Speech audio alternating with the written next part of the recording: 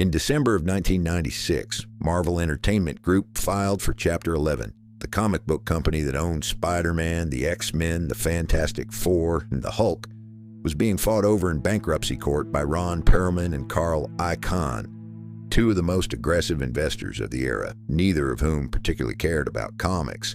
The stock was trading for a couple of dollars. The licensing deals on the company's most valuable characters had been signed years earlier for very little money. Spider-Man had been sold to Sony for a one-time fee plus 5% of the box office. 12 years later, in May of 2008, Iron Man opened in theaters and grossed $585 million worldwide. 16 months after that, Disney bought Marvel for $4 billion.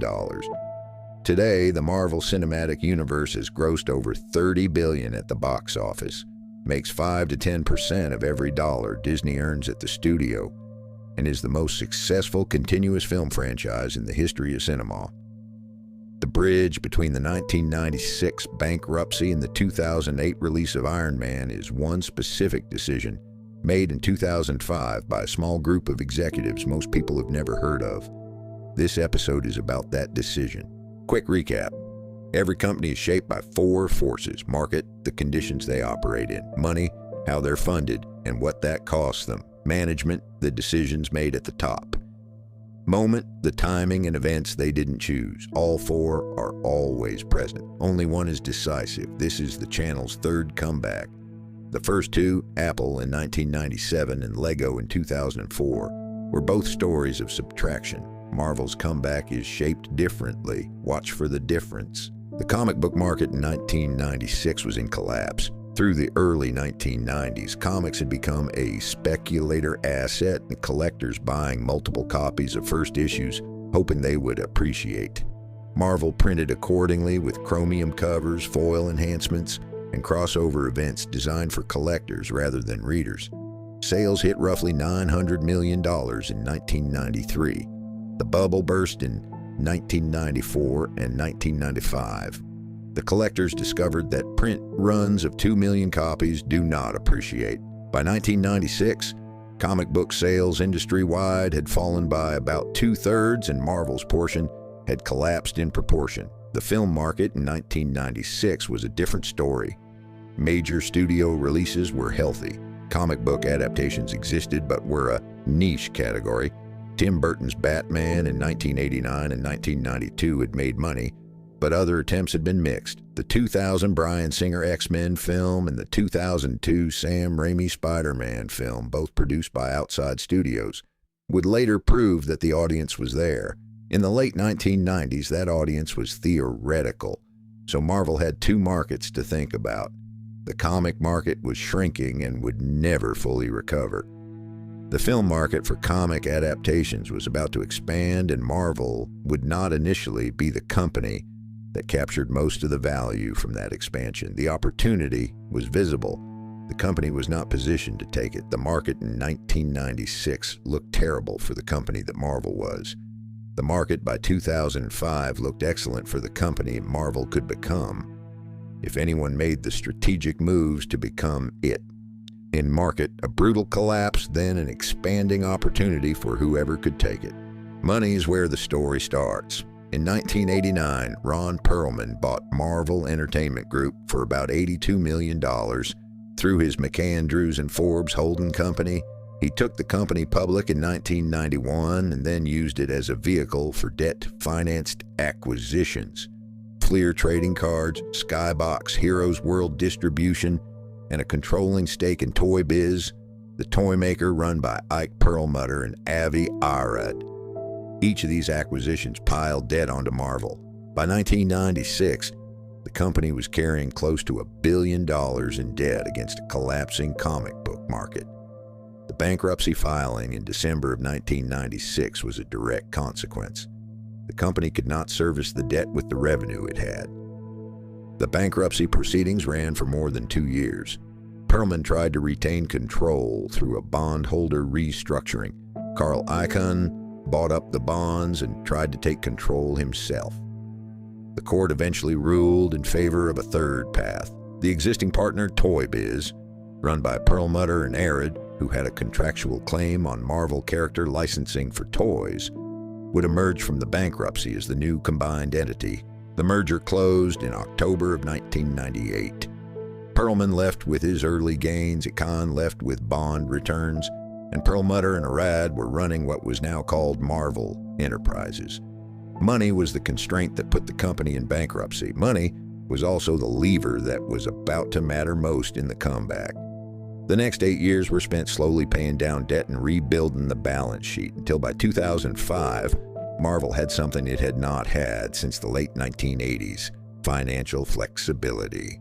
Money, the killing force in 1996, the enabling force after 2005. Here's where the case gets interesting, because management is decisive, but the decisive call was not made by the people who made the most other calls. After the 1998 reverse merger, Avi Arad took over as CEO of Marvel Studios. At that point, mostly a licensing operation, Arad pursued the obvious strategy: license Marvel characters to whichever studio could make the best film. This produced Bryan Singer's X-Men at Fox in 2000, Sam Raimi's Spider-Man at Sony in 2002. Both were major hits. Both made the licensing studios most of the money. Marvel got a small fee plus a small percentage of the back end. Sony's deal on Spider-Man, signed in 1999 when Marvel was rebuilding from bankruptcy, gave Sony the film rights essentially in perpetuity for a few $1 million up front and roughly 5% of the box office. The film grossed $825 million worldwide. Marvel's share was a small fraction of that. The character library was being rented for far less than it was worth. Everyone at Marvel could see this. The question was what to do about it. In 2003, an executive named David Massell joined Marvel from Endeavor and proposed a different model. Don't license, self-finance. Use Marvel's own characters as collateral for a credit line. Produce films directly and capture the full economics, minus the distribution fee paid to a partner studio. Avi Arad initially resisted. The licensing model was generating real cash. Self-financing meant taking on financial risk on a single film opening weekend. If a Marvel-financed film flopped, the credit line would be at risk and the company could be back in financial trouble. Massell kept pushing. His CEO, Peter Cuneo, who had run the company through the post-bankruptcy rebuild, supported the idea. By 2005, the deal was structured. Marvel raised a $525 million credit line from Merrill Lynch, collateralized by film rights to a slate of Marvel properties that had not yet been locked up by other studios. Captain America, The Avengers, Nick Fury, Black Panther, Ant-Man, Doctor Strange, Hawkeye, Power Pack, Shang-Chi, and Cloak and Dagger. Iron Man and Hulk were added to the facility later before the first films went into production. The line gave Marvel the cash to produce its own films. Paramount agreed to a distribution deal, taking a fee in the range of 8 to 10% of box office, leaving Marvel with the rest. The bet was on Iron Man, a B-tier character at the time, played by Robert Downey Jr., a recovering addict whose insurance bond was a real cost item, directed by Jon Favreau, who had not made a film at this scale before. Iron Man opened in May of 2008. It grossed $585 million worldwide on a production budget of $140 million. The thesis was proven. The credit line was secure. Hulk followed in June. Iron Man 2, Thor, and Captain America followed over the next 3 years.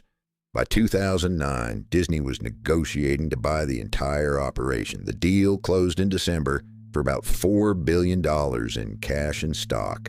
The crucial management decision was the 2005 self-financing pivot. Apple's comeback was about cutting products. Lego's comeback was about cutting categories. Marvel's comeback was about reclaiming the value chain. Different shape, same underlying logic. The company recognized that the existing structure was leaking most of the value to outside parties and changed the structure. Management. Decisive. The moment forces around Marvel are real but supportive, not causal.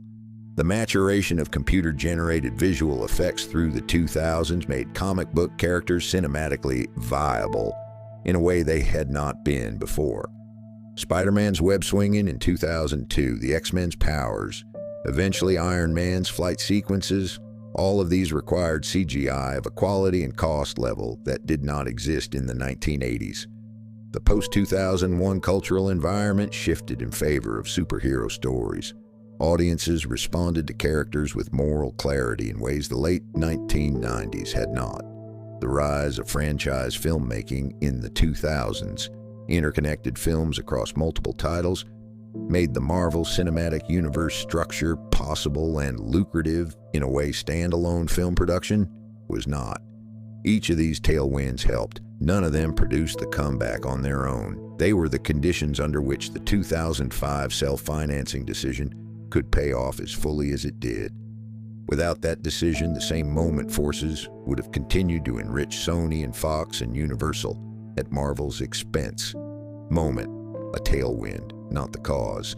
So let's grade them out. Market, a collapse followed by an expanding opportunity, but the company had to act to take it. Money, a killer first, an enabler later. Moment, a tailwind that made the comeback richer than it would otherwise have been. Management, decisive. Marvel's comeback was one specific decision made in 2005, executed against internal resistance that changed the company from a licensor of characters to an operator of films. The decision was not radical. It was not creative in the way Apple's product cuts or Lego's category cuts were creative. It was a financial structural decision made by a small group that took back control of an asset the company had been renting out at the wrong price. Here's the cross-episode lesson, and this is where the framework's comeback theory becomes specific. 3 comebacks now. Apple cut 40 products to 4. Lego cut the theme parks, the lifestyle products, and most of the unique elements. Marvel financed its own films using its characters as collateral. The pattern is not subtract. That was Apple and Lego. The deeper pattern is take control of the relationship between the company and the source of its value. Apple's source of value was concentration on a small number of great products. The 40 product line was diluting that concentration. Cutting it was taking control of the relationship. Lego's source of value was the construction toy brick. Lifestyle products and theme parks were attaching the company's identity to other things. Cutting them was taking control of the relationship. Marvel's source of value was a library of characters. Licensing was attaching the upside of those characters to other studios. Self-financing was taking control of the relationship.